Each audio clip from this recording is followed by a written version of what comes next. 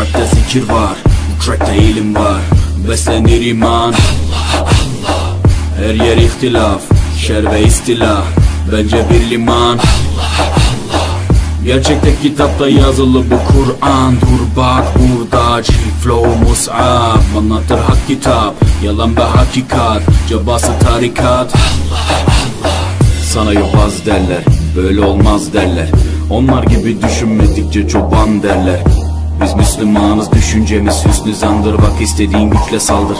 Biz Rabbe müptelayız. İşimde Allah, dilimde Allah, zikrimde Allah, fikrimde Allah, aklımda Allah, aşkımda Allah, aslımda Allah, kanımda Allah. Hasbi Rabbi Cellallah, ma fi kalbi gayrullah.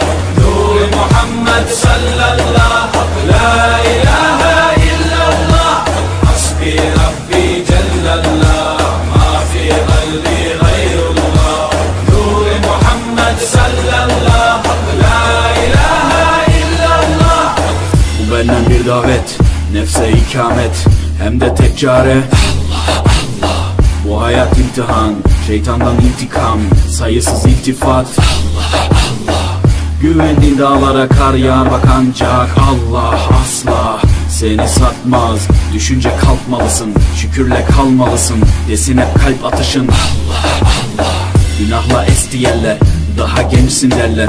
Bu hayat